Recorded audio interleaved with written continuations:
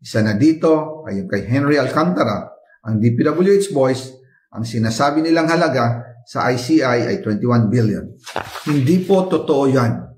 Ang totoong numero ay 56 billion pesos at yung pong halaga na yan ay kay Pangulong Bongbong Marcos at Martin Romales na punta lahat.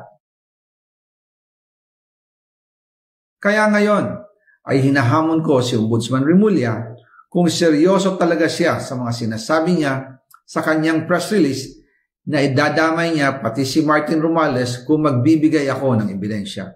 Patunayan niya ngayon ang pronouncement niya. Imbestigahan niya ang fraternity Brad at ang kanyang kaibigan na si Speaker Martin Romualdez kung talagang tutupad siya sa tungkulin niya. Imbestigahan din niya si President Bongbong Marcos. Sabi nga ni BBM nung SONA, let's do it right at mahiya naman kayo, hindi po ba? Nananawagan din po ako sa Senado na imbestigahan ang 100 billion insertion ni Presidente. Alam ko po na hindi gagawin ni Ombudsman Remulla ang hamon ko.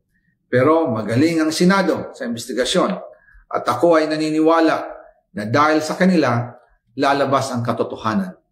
Yung pong listahan ng mga projects, ilalabas ko din kasama ng video na ito. Dahil dito, mas lalong darami ang ipafile na kaso sa akin. Ginagamit ng administrasyon ang buong resources ng bansa para tumahimik ako, para masira ang aking kredibilidad. Darami din ang banta sa buhay ko at ng aking pamilya. March 2025 pa lang, si Speaker ay nagpaparinig na sa akin sa aming meeting that he will shoot me if I will talk.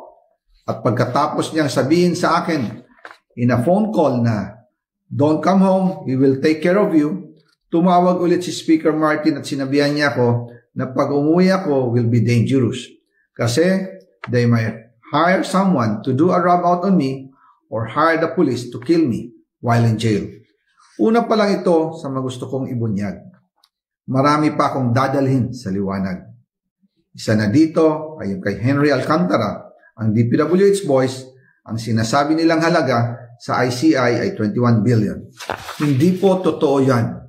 Ang totoong numero ay 56 billion pesos at yung pong halaga na yan ay kay Pangulong Bongbong Marcos at Martin Romales na punta lahat. Ilalabas ko po ang buong detalye sa darating na mga araw. Kaunting pasensya pa po. Sana po ay hindi nila ako mapatay bago ko mailabas ang lahat.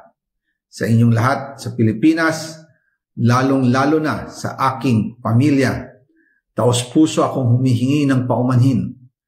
Ginawa ko lang ang utos sa akin, pero ngayon, handa na akong harapin ang lahat. Uulitin ko po, yung pong pera, wala pong napunta sa akin. Dumaan lang po ang pera sa akin para i-deliver kay Speaker Martin Romales at Pangulong Marcos. Salamat sa inyong pag-unawa.